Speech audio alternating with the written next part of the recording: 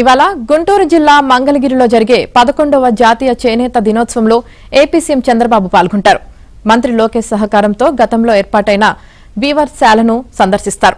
అక్కడున్న మగ్గాలు, చేనేత వస్త్రాలను పరిశీలించి మార్కెటింగ్ అవకాశాలపై చేనేత కళాకారులతో సంభాషిస్తారు. అనంతరం చేనేత ఉత్పత్తులతో ఏర్పాటు చేసిన స్టాళ్లను పరిశీలిస్తారు. నేతన్నల కుటుంబాలతో ముఖాముఖి మాట్లాడతారు. ఈ సందర్భంగా ఏర్పాటు చేసిన ప్రజావేదిక సభలో చంద్రబాబు ప్రసంగించనున్నారు. మంగళగిరిలో జరిగే కార్యక్రమంలో మంత్రి లోకేష్ పాల్గొనే అవకాశముందని ప్రభుత్వ వర్గాలు తెలిపాయి.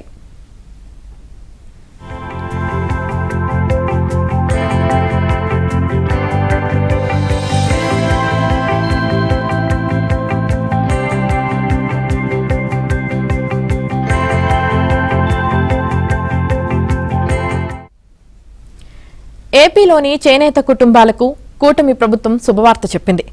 జాతీయ చేనేత దినోత్సవం సందర్భంగా ఇవాల్టి నుంచి నేతన్నలకు ఉచిత విద్యుత్ పథకాన్ని అమలు చేయనుంది. ఎన్నికల ముందు ఇచ్చిన హామీ మేరకు ప్రతి చేనేత కార్మికుడి కుటుంబానికి నెలకు 200 యూనిట్లు, మరమగ్గాలకు 500 యూనిట్ల వరకు విద్యుత్ను ఉచితంగా అందించనుంది.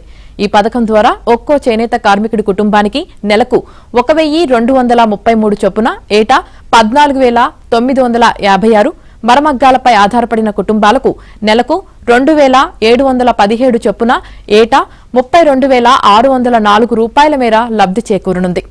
జాతీయ చేనేత దినోత్సవం సందర్భంగా ఈ నెల 7 నుంచి ఈ పథకాన్ని అమలు చేయడానికి ప్రభుత్వం 189.62 కోట్ల రూపాయలు కేటాయించింది.